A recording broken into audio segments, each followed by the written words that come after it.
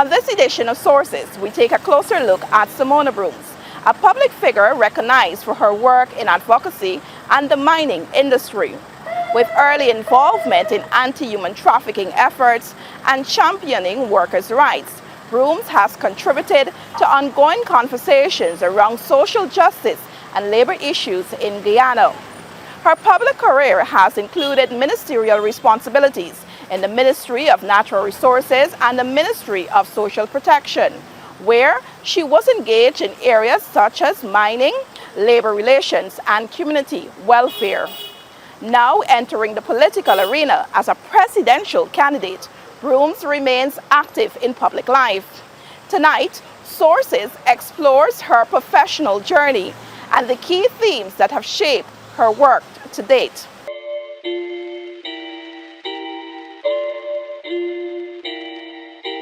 Hello and welcome to Sources. I'm your host, Svetlana Marshall. Tonight, we'll be placing the spotlight on a former minister of government and the presidential candidate for ALP, Simona Broomes. Simona, welcome to Sources. And is it okay for me to call you Simona? That's okay. And thank you, Svetlana. It's a privilege to be here with you on Sources to share with your viewers and the entire Ghanaian persons in the diaspora. Yeah. You wear many, many hats, and tonight we'll take a closer look at who exactly is Simona Broomes. You have a history in mining, but you're also a mother. You're a politician, you're an activist. So let's start. Motherhood. Well, for me, motherhood is something, being a miner and being a mother was pretty challenging, but one of the things I was determining, I know exactly what is it, my roles and responsibilities were. Allow me to say I was raised on biblical principles. And so being a mother, I know about being a miner, walking for 3 days and nights to get to Bartica, to get to a PTA meeting, to get to school sports and things like that. I did have wonderful persons babysitting. I had babysitters there, but that never take away the role of a mother for me, for imparting values and standards and had rules in the home and things like that. So raising 3 beautiful kids was really beautiful. Awesome is something that I enjoy doing. 2 boys and a girl. Added to that, that's how I'm a grandmother too, having a grandson. So it was something remarkable, challenging, but I think really it really kept me well too as a woman, very committed. So it is something that I would love to say, a lot of parents and a lot of things are happening out there, and I want to say it to women, it's really, really an awesome blessing for us to be called mothers, but it is even so better when we ensure that we demonstrate motherhood, not just to our kids, but to the wider society. So I think that is something that I value a lot. Being a mother to my kids and being a mother to so many people call me Mommy Broomes, because what I want for my children, I want also for every child around. You started your mining career at the age of 17. What led you to that industry, and was it challenging? Definitely, of course, a male-dominated sector. Growing up in Bartica, I was born and raised in Bartica, and it was called the Gateway, and even up to now, the gateway to the interior. A mining town, Bartica. Lack of opportunities there. Going to school, it starts very early. There's a lot of pressure on you. There's not much then, and I'm being regrettable. It's the same way now that you can do as it relates to furthering your education. So completing school, nothing there to do.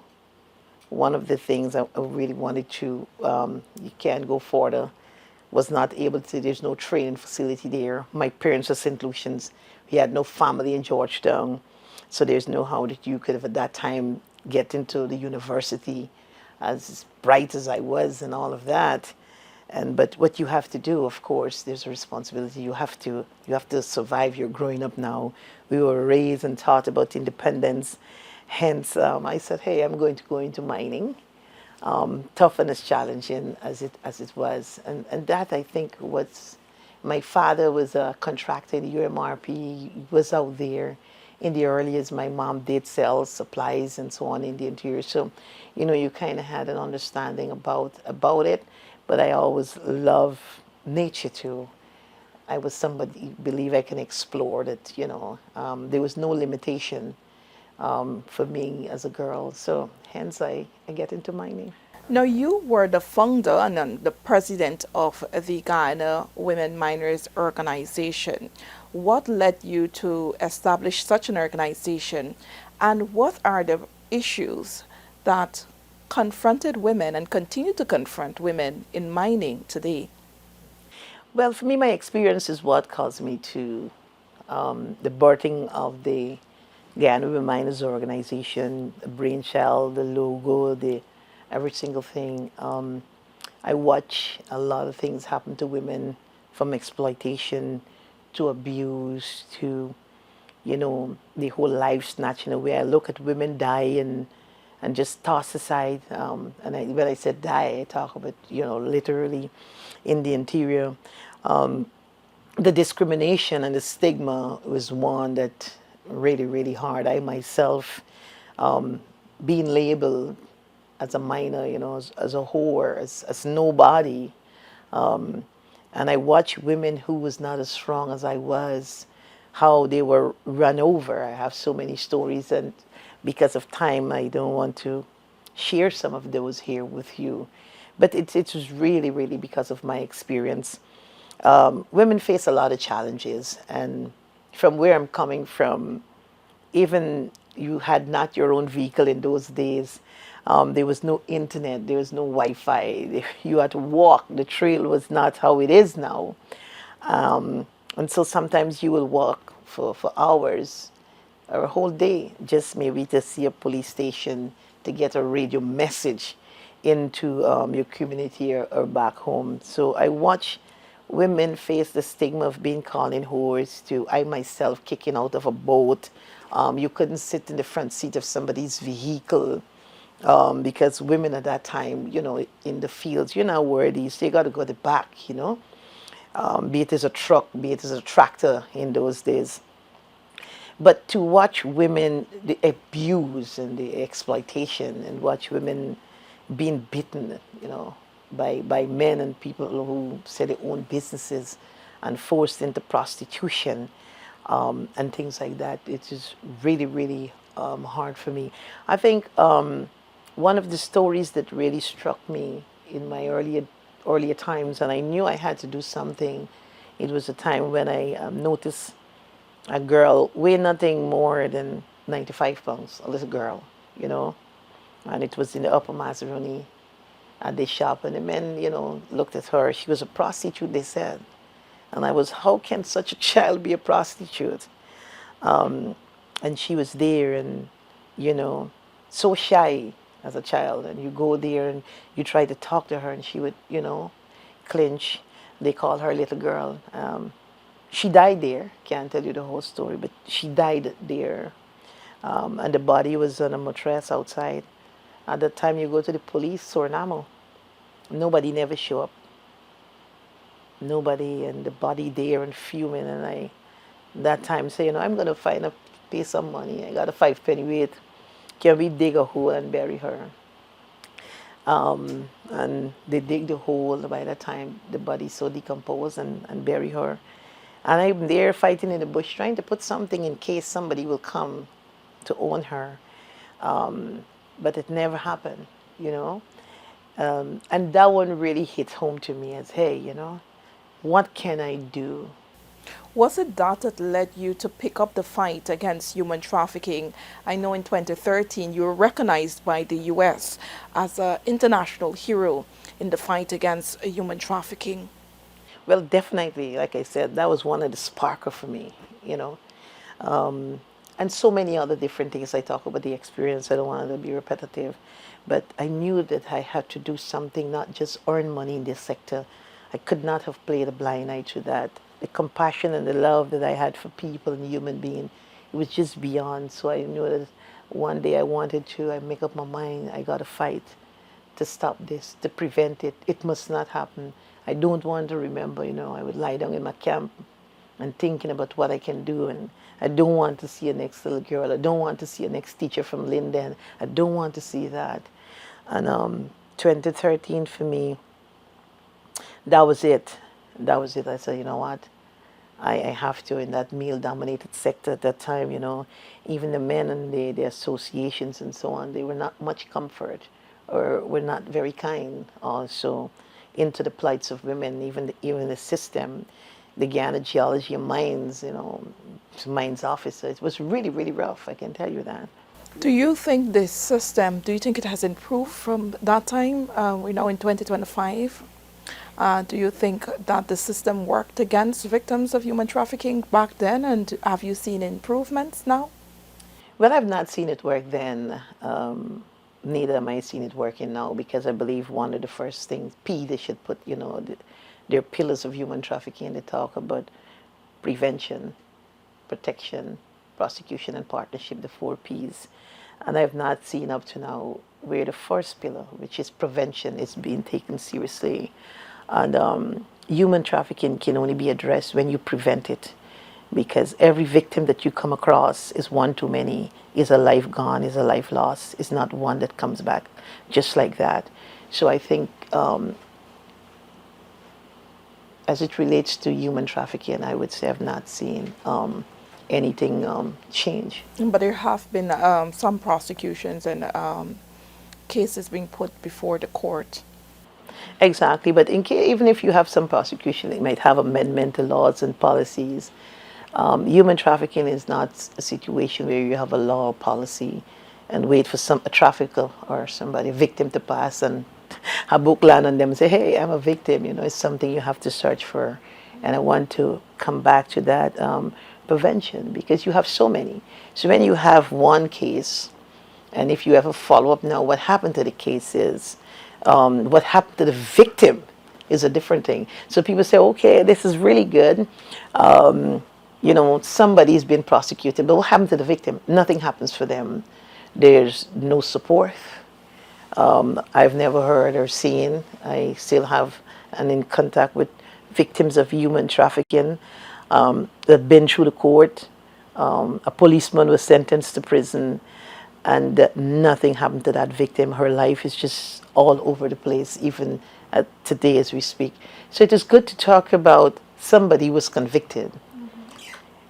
But beyond that is a human being and the life of a human being for me that has been lost. So in spite of the conviction, conviction will happen to the victim. Now, in 2015, you became a minister of government. Was it that you were always part of the political system, or? I think growing up in Bartica was always, we were always exposed to working with the community.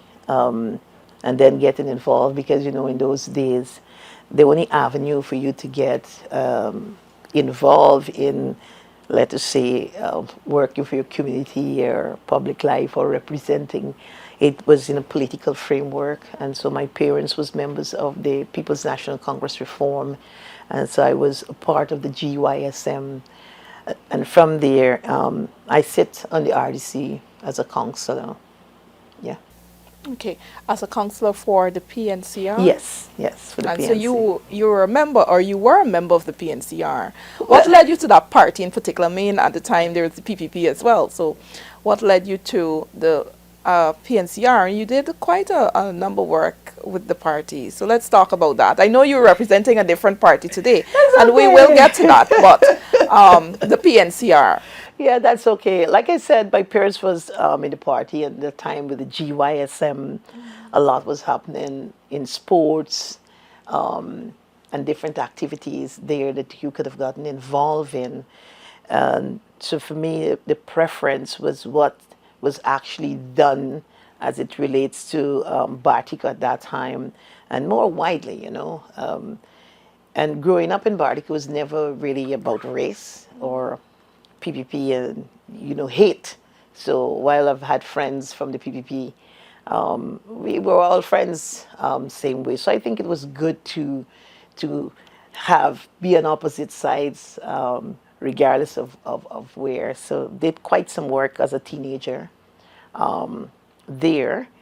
Moving into the RDC, I mean, the history will show, fighting with anything. Somebody got fire, we show up with a bucket with water. We just don't come with a phone to take a picture, and say the place is burning. It's different now, right? We were there with the buckets. It was a good experience, and young.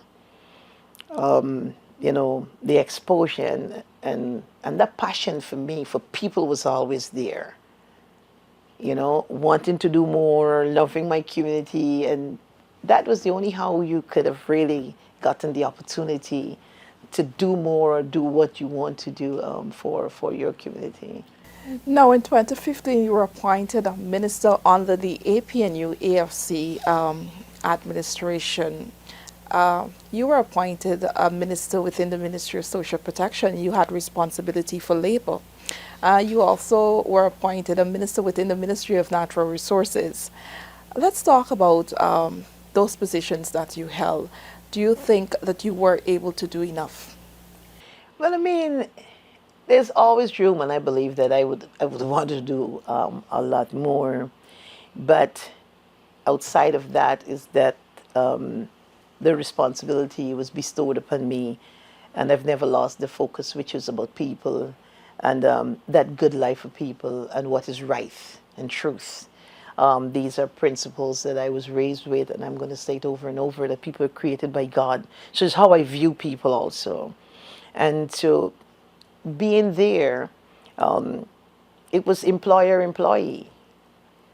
It's, for me, one that is simple once you stand for fairness and truth, because oftentimes it is the people who are marginalized really face the end of the blunt. And they always felt that the people in office was not there for them. And I think that perception was really bad while people had that opportunity, but that is not what I was there for. And so it had to cut across the table with truth. So wages owed are to be paid based on law immediately. It never said tomorrow. So it's obvious. What were some of the major issues, particularly in law? I remember going to Mabura with you. There, the logging company at the time had some labor issues. But aside from that, what were some of the labor concerns that existed then that you were able to address as minister? Well, I think condition of workplace, as it relates to deal with occupational safety and health, and the exploitation of the workers, because workers are being exploited a lot. They pay NIS, it is deducted, it is not paid over.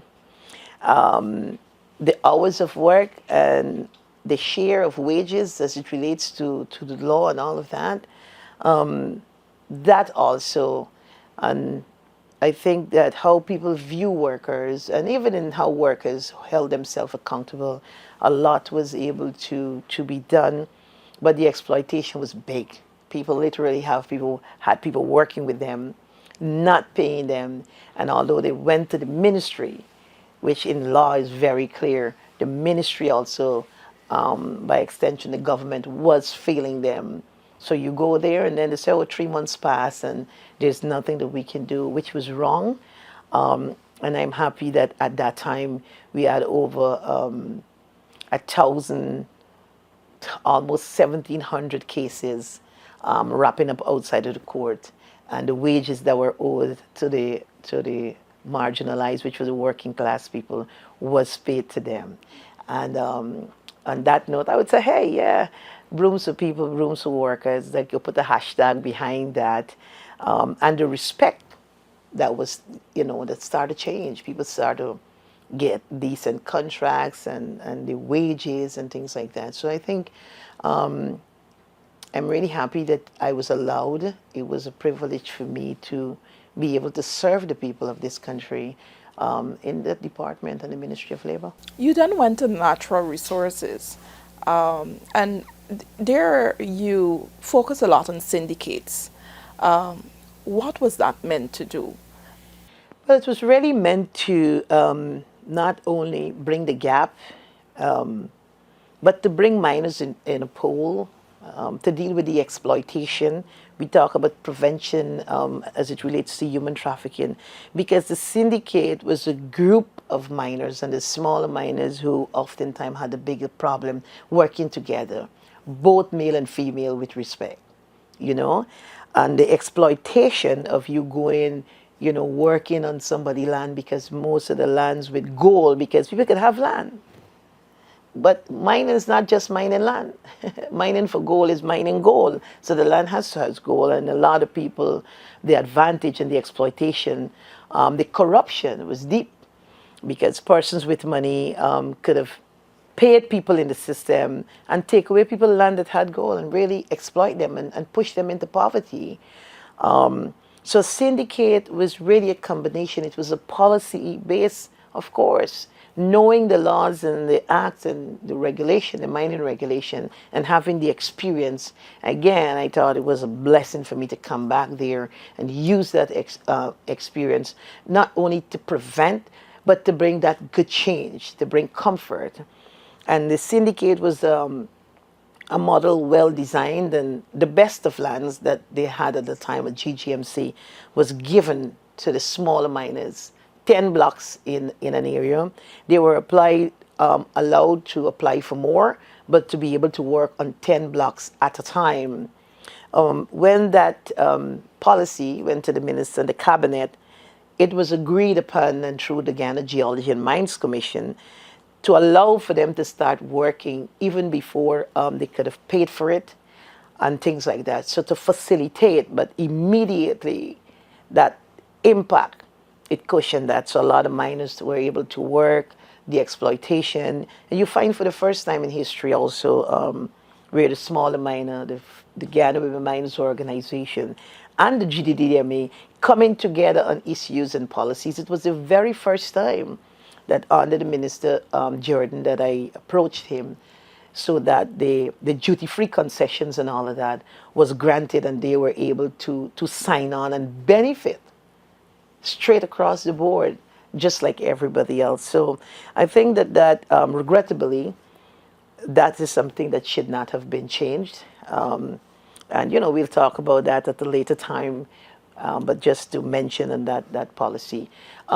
Conflict resolution was a big thing, because while I was there, there was not one matter of conflict taken to the court. You know, GGMC, or somebody taking them to the court for a lot of money and things like that. But we were able to sit down, headed by me, once in every week. The entire team, not only to listen and to get to the conflict, but got the lawyers there and use the laws and regulation. It is very clear. But, you know, it was very deliberate before nobody wanted to call right or wrong, and especially when it comes to making money and corruption. But that conflict resolution was a big thing. So a lot of people, a lot of miners were able to get their claims, because it becomes the order of the day. GGMC, such an agency with great people, but because of corruption, one claim verified 5, 6, 7, 10 times, years without a license. And, you know, because once you don't get the license, you don't get it. So the smaller miners were the one who was really, really suffering. And it was not in any one-sided way, but it was really to facilitate and have the growth, where a small miner was be able to become a medium-scale miner, and a medium-scale miner becoming a large-scale miner. The women at that time also, the syndicates were allowed to travel, to go to the conferences and have the exposure, know what they want. You know, I mean, a lot of training was done. And so the syndicate initiative, that policy, was one for me that stand out. Okay. Now, the APNU+AFC lost the 2020 general and regional elections, and later you resigned from the PNCR, and this year you launched your own party. Before we get to the party that you launched, the Assembly for Liberty and Prosperity, ALP, why did you resign from the PNCR? Well, my resignation from the PNCR, that was purposeful. The election was lost, and they had conversations and email that I sent to Mr. Granger, the head of the list, to state that while I'm on the list, I was not available for position because I really wanted to be able to serve the people. I have the Broomes Foundation, and to go into business and really be able to serve the masses, because you know how the election and how it was lost, and people were out there. And it is within that time, I'm going to be quite honest, that my purpose by God was bigger, to serve the people, So to you take what I have and share with the poor. So you don't think you would have been able to do that on the No, I think that going to Parliament and all that would have just taken away too much more from me. And, you know, like I said, I never really had political ambition to say, well, you want to be a minister or this parliamentarian. While I grew up and I served in the RDC and all of that, that was not something that I had an ambition for. So it was okay for me, you know, have new persons in the parliament, but still have persons on the ground. I wanted to be on the ground. I wanted to be there with the people. I want to be able, I really hate poverty. I hate to see the exploitation of persons. And so I wanted to be there and, you know, to be able to raise these concerns, and not only concerns, but solutions, and really to serve the country generally. And I felt that, you know, being in the parliament also, you want the government of the day, people suffering, and you say, oh, you're not going to work with this body or that body, because regrettably that's where we were. And it didn't work for them, but it did not stop me for fulfilling my purpose by God of working, because I did, you know, write a national interest to the government, indicating some of the plights of the people, and suggestion, and was even willing to have them address.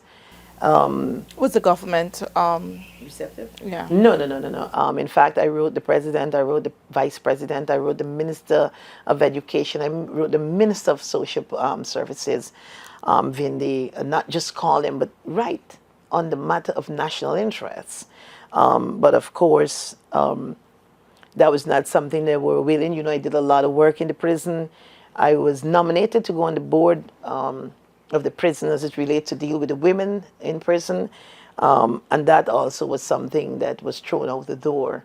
And of course, you know, Guyana, regrettably, it was not about the people, it's more party politics. And so if you want to support her in the best interest of Guyanese outside of that. But it was nothing that was to say, well, of heart or anything. And I was going to ask you that at a time when we're seeing some of the PNCR, APNU+AFC members crossing the floor, endorsing President Irfanali, there are issues such as being unfairly treated. In some cases, such an issue was raised. It's important for me to ask, do you think that you were fairly treated under the coalition? I mean, you know, when you understand public office, I think for me, and this is just my experience, and you have your principles, you took an oath to serve the people. Nowhere, I don't think sometimes you could be ever treated fair, be treated fairly. But you got to have some principles about you too. And so being fairly treated, I don't see in the sense of politics as something to say, hey, you're crossing the floor. Because why were you a part of the party campaigning against another party based on policies, based on programs? And you said, listen, you're a member of, I am a member of the PNC, and I am campaigning against the PPP because of these policies that they have and the principles. And then you then turn around to compromise the same, go with the same party that you talk about the same principles and the policies that you said they were lacking, you know. But I believe, and this is for me, in my experience, there's a lot of personalities, and in spite of treated fairly or unfairly, for me, there's a bigger picture out there where there's people and Guyanese. And so I don't care about who talk about unfair treatment. That will not push me into the direction for myself and not in the best interests of people. Because if you go there and say this party is not good for the people, you can't wake up tomorrow morning and feel that I am being treated unfairly, so there's a time for revenge and crossing the floor and hordes and all of that. So I would not want to use me as a comparison to some of the persons crossing the floor. Some persons just get into the parliament. Some people work, I mean, I worked all my days. I put resources. I didn't go to the party to see what I can benefit from the party, but what I can do for the people of this country through a party. And I looked at the Constitution and things like that. You see, so, I mean, it's regrettable, though, I would not say that you're treated unfairly and to stand in the National Assembly as a member, because it's bigger than the party always, because it's the people who go out there and vote, who entrusted their votes in you because of. So people vote for the PPP, for example, because they believe they entrust them with their vote because they believe they have the best policy. And people go and vote for the APNU or AFC or PNC because they're saying, I don't want to vote for the PPP. So you're saying that my vote is not going to the PPP, but this is where it is going. So it is really, really a disrespect to the voters. You cannot take people's votes, which are their rights, and use it how you want. The seats in Parliament didn't come because of me. I voted for myself. It's thousands of people's votes that accumulated in a party that people entrusted, and the party then entrusts that the people vote into your hands.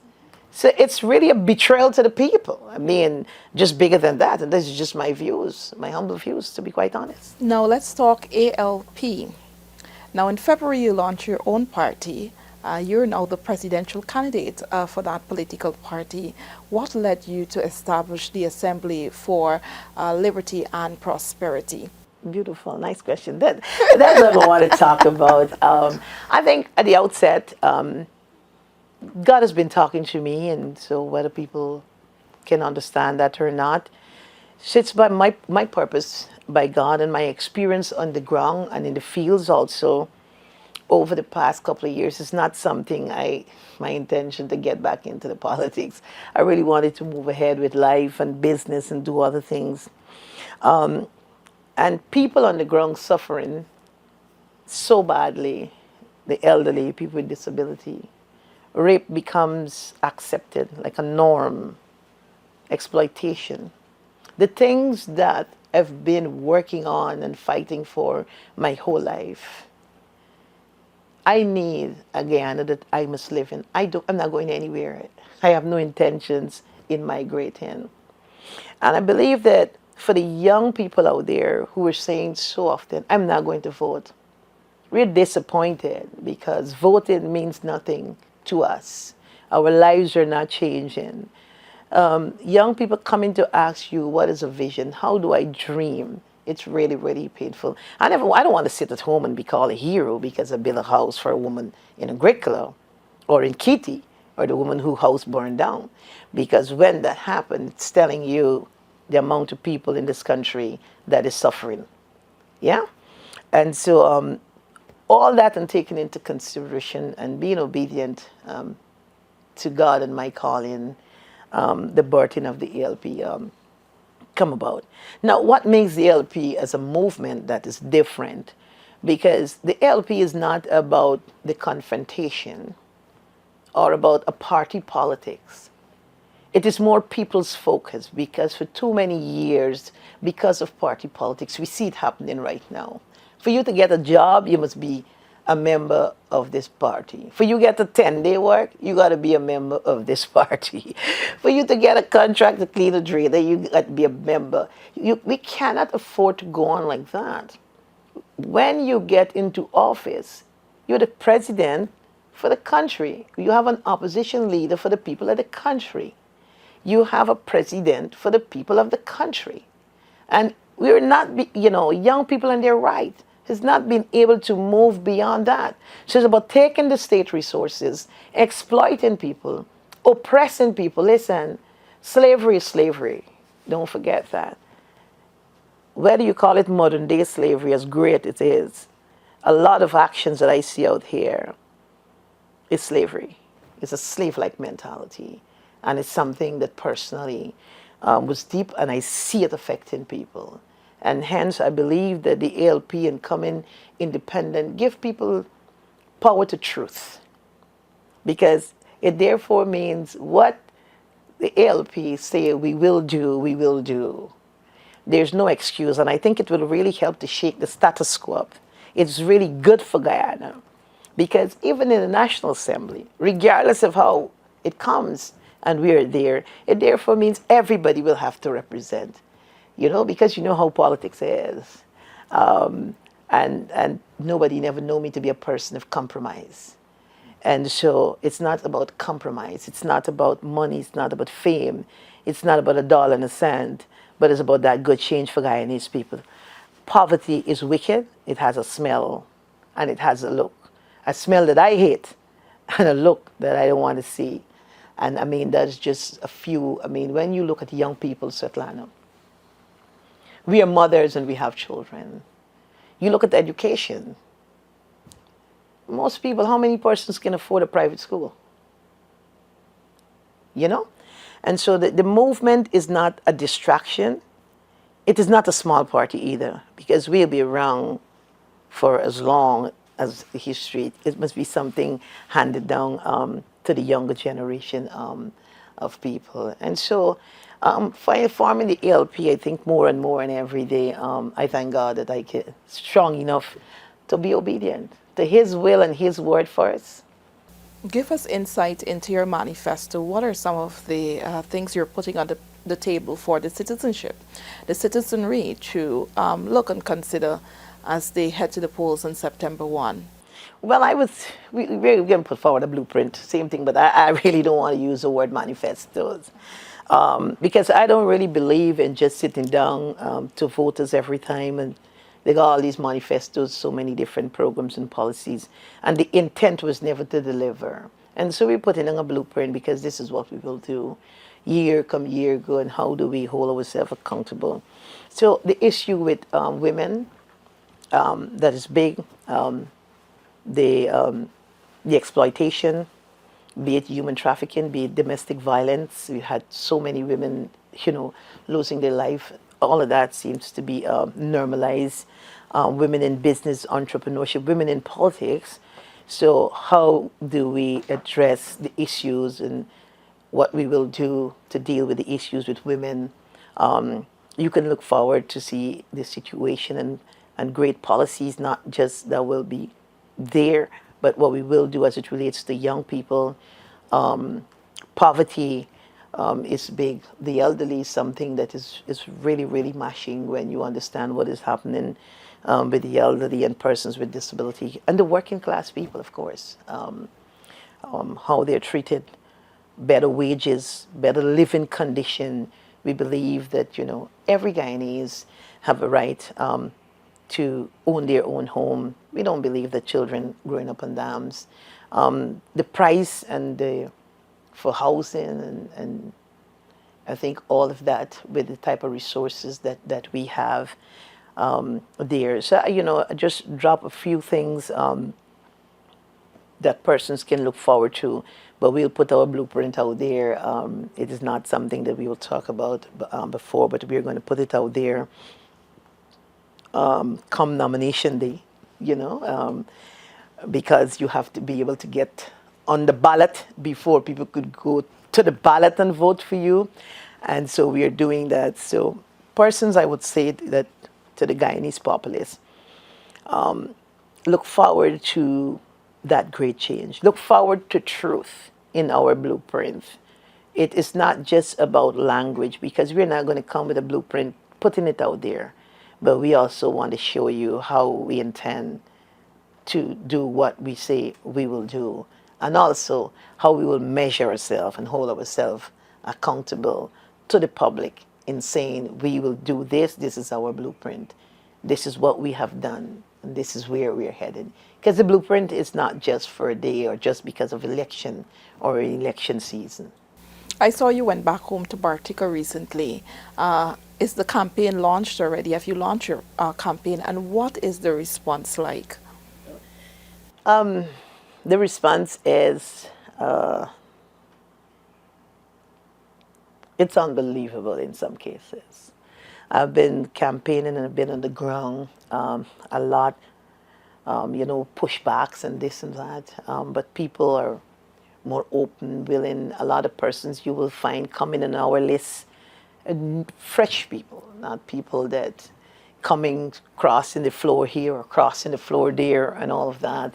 First-time voters, persons who want to vote for truth, persons who believe in the vision and mission and the objectives also that we have placed out there. Going home into Bartik, of course, where I was born and raised. The love is there, the support, the blessings, and it was really, really a great feelings. We have been doing a lot of work on the ground, and so it is not just about sitting down on social media or it's coming like that. And while we are on the ground doing work, anything that we can do to help at the time as it relates to solution in people's life and some of the things that we will see now, we are doing that also on the ground. So it was really great in Bartika, and even moving around the country. We are going around for signatures from people, and so many persons are really, really willing and is happy to see me in the Parliament and in the National Assembly. Some women say, hey, you got to come meet us because we are rooting for you because we know, and I like that. I've heard that so many times. We know that with you, you're not going to be carried away, but you're going to focus. And then the voice of the voiceless will truly be in the halls of the National Assembly. So it has been challenging in terms of work and the stamina. At this time, let me thank all the members who were very committed and hard work. So what you see out there is not just because of me alone. Yeah, we are a movement, and so it's people, and everybody putting the shoulders to the wheel. I think that is a big thing, So the LPRs, it's been doing the work, and so they're you're saying preparing what your you put. list of candidates for ahead of nomination day. Yes, That definitely. process is going good for you. That process is going good for us. When we launched, we had members already before the launching, and our membership has really grown. So we'll have candidates. You have to. That's part of the requirement. A list requires not only signatures, but the names of your candidates, geographical, regional, and then your top up, and also your statutory declaration. So we are going to be submitting, just like the other parties, that list for nomination day. Our logo is in at GCOM. I was informed, I was guided by the members who were dealing with GCOM that by the 21st we should know about the approval of the logo. And to answer your question, has the campaign really been launched? No. And why? We were waiting for the nomination day, because when we launch a campaign is when we're saying to voters, come vote for the ALP. All right? And so at this time, we want to be on the ballot, because when we come out there in full swing, the intention is there. We know we are getting there, voters. But you are going to see real campaigning, and campaigning on the ground, campaigning in truth after nomination day, when GCOM said, hey, we are qualified, because we are qualified people. So we are very responsible in what we do, very strategic also, because you want to be able to contest in minimum 6 of the regions to be able to be qualified. And so we're going to make that task. And so to the voters, I know you're calling in and different things. We are not going to complain, oh, it's late, it's a snappy election or what. Hey, people power. We got to show them. We got to make it work.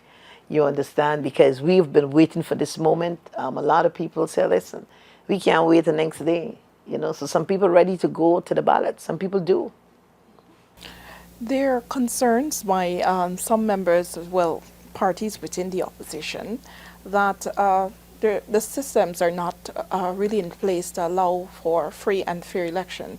Is this a concern for you? Well, definitely from the outset, and from somebody coming in from new, even from the outset, there's nothing that we have there that speaks to free and fair. I mean, As we speak, last night there was breaking news on News Source that the commissioners voted for an amendment, a new form. But that form is on the website since the 3rd. So while they voted for it last night, it's already out there. They already changed it. We went ahead with the forms from GCOM website. We called and find out these are the forms. Had it printed, go to Bardica and travel around these countries and had persons sign them up. And then we found out, because we're paying attention, I'm saying to those from GCOM that is working there in the ALP, to always check the website, see what they're doing. And when they go to download the said forms that we had already signed up, couldn't find it. A new form was up there already. So GCOM of itself is not operating as if it has any respect for the electorates. It's, what we say you got to do. Election is the first, and come whatever, so shall it be. How will that impact your ability to compile that list? Is it that you have to now go and have the form resubmitted or signed over by those nominators? But you have to go and get it. Some people are not there. It impacts big because you're talking resources. You see, in all the regions, you have to get for the top-up list, the national top-up list. The forms there, the 330 that is required by GCOM, can come from anywhere in the country. But your geographical and your regional list must come from within the region. So you got to go back to Region 7. You got to go back. This is a lot of work you're talking about. You got to have persons on the ground in region, to all the regions that you're there.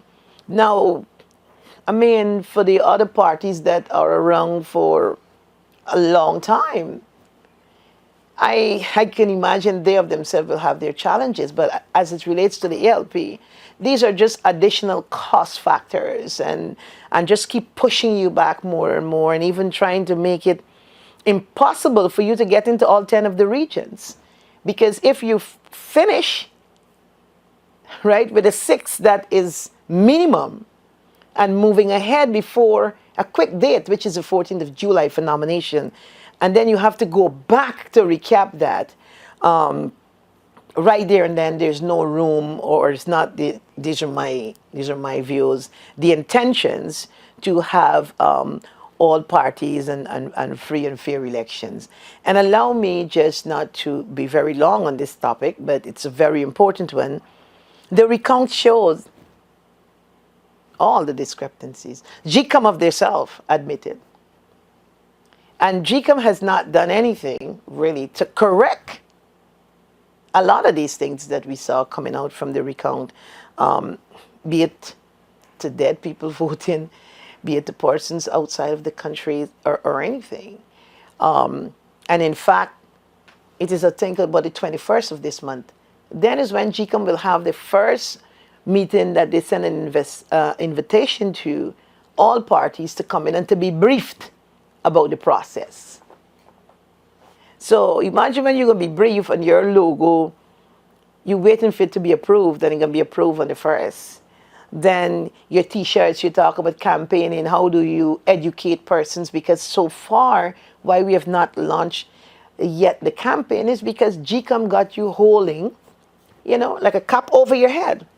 Because you have to educate persons to vote for your symbol.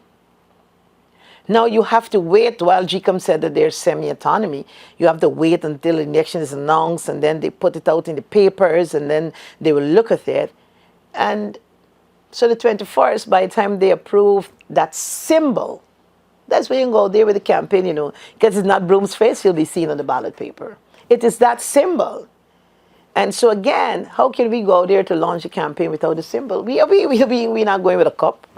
You are concerned that the list is bloated. I know this was also raised by the opposition parties, suggesting that it's almost the size of the country's population. And in fact, the GCOM Elections Commissioner, Mr. Vincent Alexander, would have alluded to this as well. Well, I mean, even persons in the public alluded to the fact about the list of GCOM. And so we are in troubled waters. But from the ALP, I believe we know from 2020, and it is very deliberate, that we can have elections in 2025. We don't have the LPs, it's new. So how the constitution and the law is, you have the commissioners there representing the PPP. You have the commissioners representing the opposition, the AFC, and the APNU. So, and you have the chairwoman, in who, even when we write since last year, June, to meet with, have never. In fact, it's a lot of back and forth to get acknowledgement in October from the CEO. And so there's no room there even for information. So what do you rely on when the commission come out? This body say that body say that, and GCOM of itself is bringing different information. I think it's regrettable where we at as a nation, but I also think that is based on a bigger purpose. And the whole idea and the bigger purpose is who will hold on to the power, the wealth of this country. And it's not really within the best interest to reflect the will of the voters.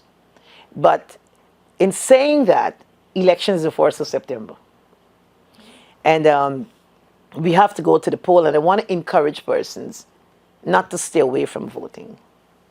Not to stay away from voting, but to come out and cast that ballot. So in spite of all of that, we got to be vigilant. We got to really pay attention of what is happening there, to ensure, be it in your small groups, be it in your bigger groups, how do we be vigilant to really prevent? I think that a lot of information also is out there from the recount.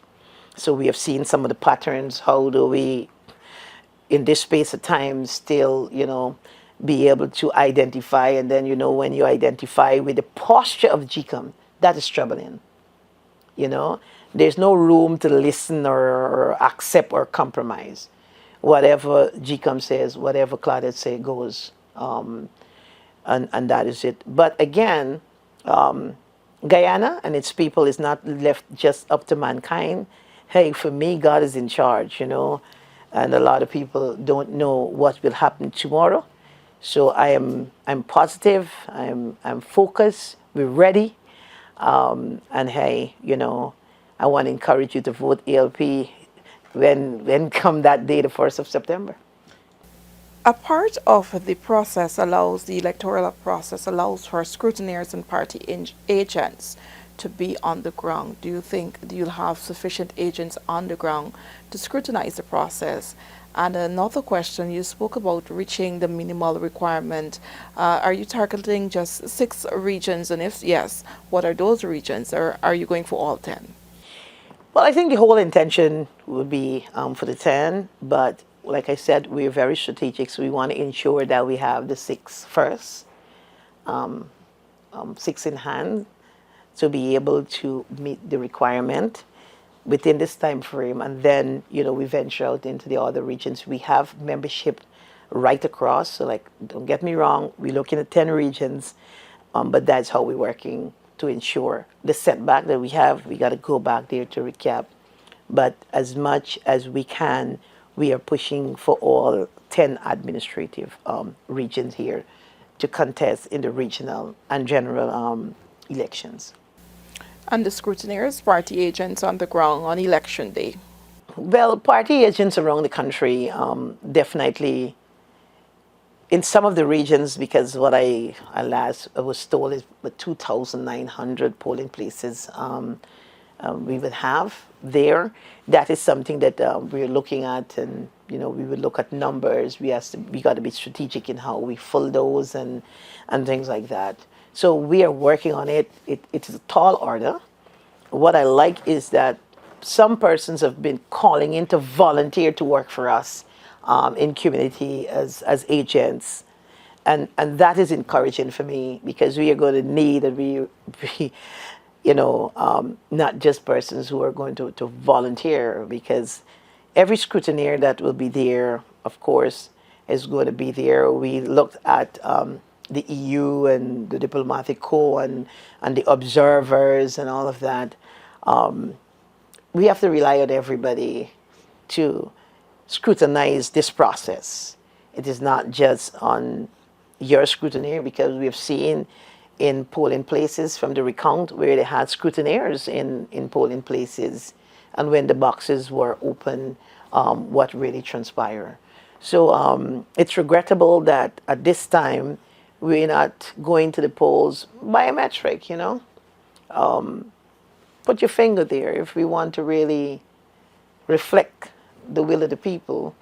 But the intention of GCOM was never really to change or to better, to improve, in my opinion, based on the actions and based on what we see playing out here before us.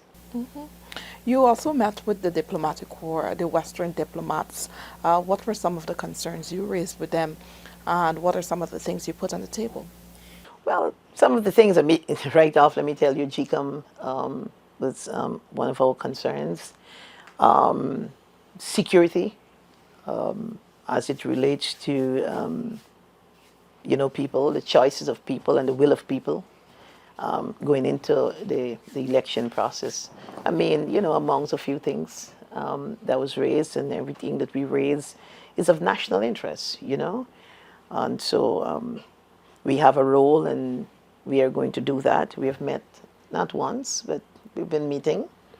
And it is on the best interests of how do we move Guyana forward, and ensuring that all Guyanese enjoy that good change. Not just a change, Guyanese. We just don't need a change, because we could change from bad to worse, but we want to have a good change, and that's what we're looking for. Now, earlier we spoke about the APNU, the AFC, and even the PPP. At this stage, the parties there have been calls for a grand coalition. I know that you said you already submitted your symbol for consideration by GCOM, but are you in any way in talks with either sides to coalesce, in a sense, at this stage? Well, we were never, first thing, yes, we have submitted our symbol, but let me make it clear, because there's a lot of rumors out there. We were never approached either, yeah, with any coalition conversation. We see what is going on out there in the press and in the public domain, and you know that those talks are taking place at the higher level with the PNCR. Those talks are taking place, but I don't know if any conversation or never seen a framework really outside of Mr. Terence Campbell when we were collaborating on the Adriana Young story and bringing all this smaller. We did a press conference and had some great suggestions and ideas about how coming together can work outside of that framework there, and that went down.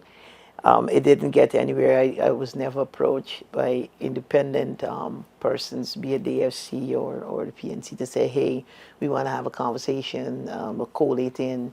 What does coalition mean? What is it that we're talking about? Because collating or coalescing, or how you want the term, come with it. So we are really, we are focused, and we are going into these elections. We have our symbol there, and so we are not about all the difference, because that is not helpful for Guyana. Guyana needs all of us, and I want to say to all of us, all has not lost, and you have a right, and it can work, and it will work. At least, I don't give up at all. It will work. Put your vote, put it right, and make it right. You spoke about not being approached by the APNU and the AFC. Were you approached by the PPP? No. I mean, why the PPP would want to approach me? I mean, I was not approached by the PPP. I'm not going to sit here and say PPP approached me. No. There are conversations that people have, outside. Oh, Minister, this. But by the General Secretary, by the leaders of these parties or anything, persons outside would ask you anything. Minister, what do you think about this? A lot of people call me Minister, or Minister, what do you think about that? But outside of that, yeah, outside of that, from that grouping that I was telling you about, that I was invited to, and we had a press conference, nothing at all. I've never been contacted by general secretary or by a leader of these the bigger parties that you're asking me about. I know you said that the party is different and it's more of a movement as against, that political interest. Um, why should people vote for you, and who are you targeting? The younger voters, the older voters, women, or just everybody? Well, we targeting voters. Voters are voters. But first-time voters, you have a lot of people undecided. Women, of course, I just want to say to women, just let's come together and really make that good change, because once it starts with us, it goes straight across the board. Children benefit, men benefit, and everybody. But I think the state and the position with women, a lot of people would say, is a woman really ready? A woman ready for president in this country? I would say yes, I'm ready. And so we are targeting those persons out there.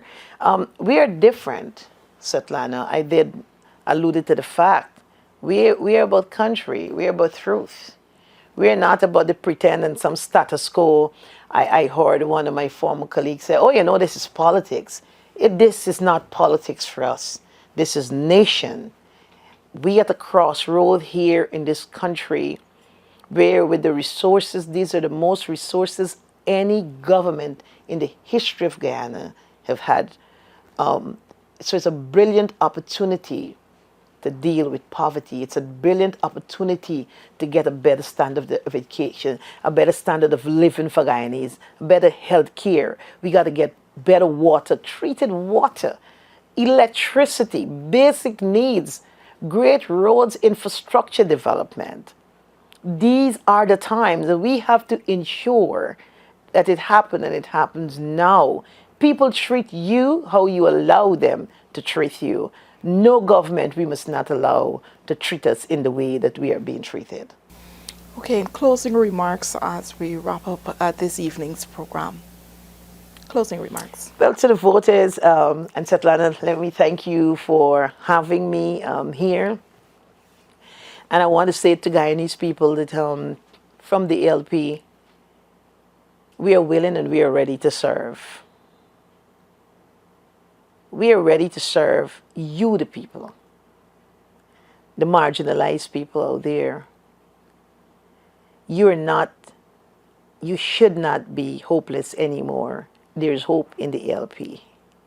There's hope with this movement that all equality, that your rights be protected, that your development, that the social and economical impact that is coming here and that is here in Guyana, that it impacts you like it impacts all. So in the wrapping up tonight, come the 1st of September, allow me to say to you, a vote for the ALP is a vote for yourself. The good change that you're looking for, it starts with you, and it is with me, and coming together, we must make that a reality. Thank you so much, Ms. Broomes, for joining me here on today's episode of Sources. Before we wrap up, I would like to say that given the issues surrounding the electoral process, and with elections set for September 1, sources would have reached out to the chairman of the Ghana Elections Commission, Justice Retired Claudette Singh, requesting an interview with her to give her the opportunity to offer clarity and to clearly outline the electoral process and the systems currently being put in place to ensure free and fair elections. We also asked that in the absence of Justice Singh, that she consider the Chief Elections Officer, Mr. Vishnu Prasad, appearing on Sources. GCOM did respond. The chairman indicated that at the time they are preparing for general and regional elections, and so they're unable to appear on this program, but I should submit questions to them. We will submit questions to them on behalf of News Source, but we look forward to maybe in the future for the chairman of the Elections Commission and or the chief elections officer to reconsider that offer that we put to them, because it's important for the electorate to understand the systems in place and to be assured that come September 1, there will be free and fair elections in Guyana. With that, I've been your host, Svetlana Marshall. Stay well.